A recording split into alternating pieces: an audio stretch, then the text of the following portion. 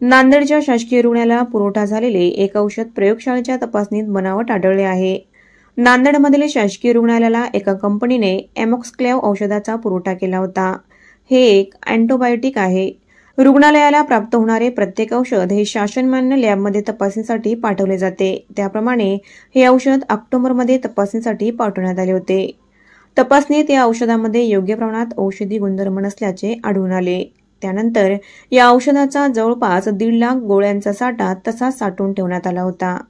याबाबत अन्न औषध प्रशासनाला माहिती देण्यात आली होती। त्यानंतर औषध प्रशासनाने तो साठा सीज केल्याचे जिल्हा शल्य चिकित्सकांनी सांगितले। याबाबत अन्न औषध प्रशासनाने संबंधित कंपनीवर अद्याप गुन्हा दाखल केला नसल्याची माहिती आहे। आपल्या रुग्णालयामध्ये ज्या काही औषधी पेशंटला दिल्या जातात तर सगळ्यात पहिले त्याचा पुरवठा आपल्याला कोण आणि कशा पद्धतीने? आपल्याकडे 2 प्रकारच्या याच्या पुरवठा होतात। एक तर आपण टेंडर करतो आणि एक आपल्याकडे शासनाकडून त्याचा पुरवठा होत असतो। अच्छा, नाही स्टँडर्ड ऑपरेटिंग प्रोसिजर कशी आहे सर? स्टँडिंग ऑपरेटिंग प्रोसिजर आपल्याकडे ज्यावेळेस ड्रग्स सप्लाय करतात त्यावेळेस आपल्याकडे कंपनी आपल्याकडे सर्टिफिकेट देते की त्याचं ड्रग्स वापरण्यात योग्य आहे की नाही। त्यानंतर आपण स्वतःहून NABLला आपण त्याचे सॅम्पल्स पाठवत असतो। सॅम्पल्स आल्याच्या नंतर ते आपल्याला वापरण्यास योग्य असल्यानंतर आपण ते वापरत असतो। मग हे रिपोर्ट येईपर्यंत वापरात येतात हे ड्रग आपण सप्लाय करत असतो आणि जे समजा आपला तुटवडा जर आढळून आला तरच आपण ते वापरतो, बाकी वापरत नसतो आपण। म्हणजे कुठलेही ड्रग आल्यानंतर साधारणपणे 6 महिने वर्ष 2 ते 3 महिन्यामध्ये ते आपल्याकडे NABLची रिपोर्ट आल्यानंतर आपण ते वापरत आणत असतो। आता NABLच्या रिपोर्टमध्ये कुठले ड्रग जे आहेत ते फ्युरियस आपल्याकडे ह्याच्यामध्ये फ्युरियस ड्रगमध्ये आपल्याकडे NABLचा एक ड्रग आपल्याकडे एमॉक्सक्लेव्ह एका कंपनीचं आपल्याकडे थोडंसं स्पुरियस म्हणून आढळलेलं आहे। तसं आपण FDला पण FDला पण कळवलेलं आहे आणि FDने आपल्याला ते टॅबलेट सीज केलेले आहेत। किती साधारणतः 1.5 लाख टॅबलेट्स सध्या अमॉक्सक्लेव्हच्या आपल्याकडे। कशाच्या वापराचे टॅबलेट? अमॉक्सक्लेव्ह हे अँटीबायोटिक असतं, पूर्ण अडल्ट पेशंटसाठी आपण वापरतो ते। सर, एक मेडिकल एक्सपर्ट म्हणून मला हे तुम्हाला विचारायचं आहे की असे जे ड्रग आहेत, समजा तो फ्युरियस निघाला आणि त्याच्या आधी जर पेशंटला दिला असेल तर त्याच्या शरीरावर काय परिणाम होतो का निगेटिव्ह? आता ह्याच्यामध्ये तर ह्याच्यात काय कंटेंट त्याच्यामुळे आढळून आलेलंच नाही आहे आणि हा मागच्या वर्षीचा स्टॉक आहे, त्यामुळे असं मला वाटत नाही कोणाला काय परिणाम झाला असेल। थँक्यू। सीज केलेत। एक कामाचा भाग म्हणून आम्ही नियमित औषधाचे सॅम्पल घेत असतो आणि चाचणीसाठी लॅबोरेटरीला पाठवत असतो। त्याचाच एक भागमधून आम्ही सिव्हिल हॉस्पिटल नांदेड येथून काही नमुने काढले होते।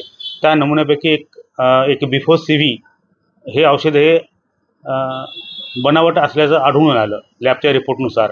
मग त्यानुसार आम्ही कायद्यानुसार जे कायद्याची प्रक्रियेनुसार आम्ही त्याची चौकशी करत उत्पादकापर्यंत पोहोचतो आम्ही।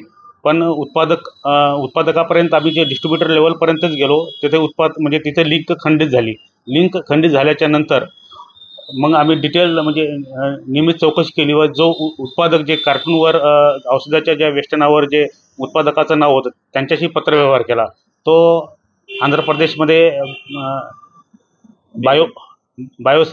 बायोसायन्सेस